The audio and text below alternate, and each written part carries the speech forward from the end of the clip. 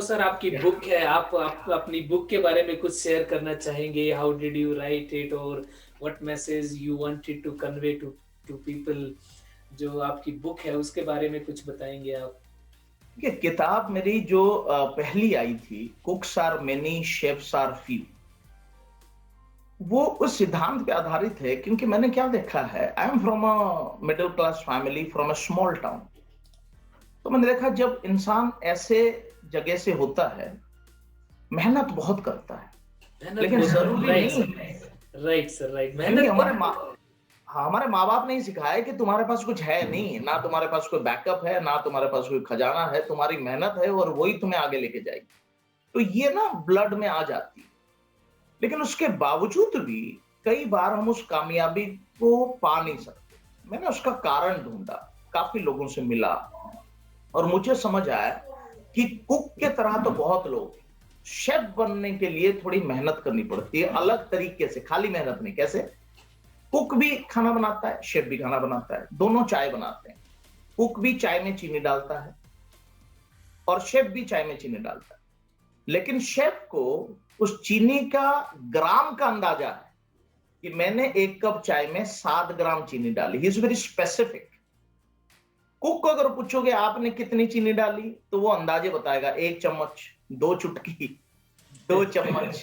Right तो sir, इससे होता क्या है करम, जिस पे मेरी किताब आधारित है, उससे होता क्या है कि अगर आप एक शेफ को कहोगे कि आप 500 कप चाय बना दो और उसको पता है कि मैंने 7 ग्राम चीनी डाली है 1 कप चाय में, तो 7 into 100 करके वो डाल देगा चीनी और फ्री हो जाएगा। लेकिन अगर आप एक कुक को कहोगे 500 कप चाय बना दो, तो उसको अंदाजा बड़ा मुश्किल होगा क्योंकि वो 2 चम्मच वाला है, तो 1000 बार ही डालेगा वो।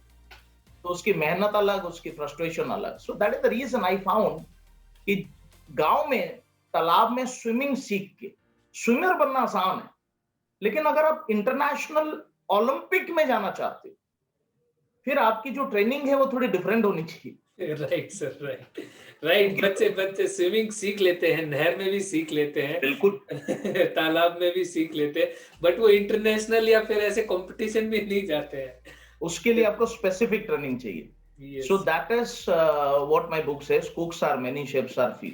और दूसरी जो मैंने अभी लिखी थी, हैव अ हैप्पी लाइफ, वो पैंडेमिक को ध्यान रख के मैंने लिखी थी, which I made free in my social handles.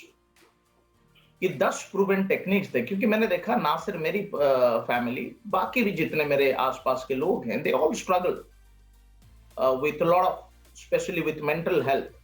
तो उसमें फिर साइकोलॉजिकल टेक्निक्स हैं 10 चैप्टर में।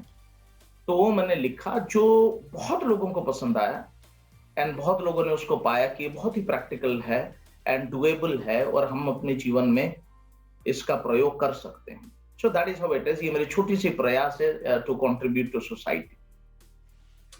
Okay, thank you, sir. It's really awesome. I will also read that book. Sure. Definitely, sir.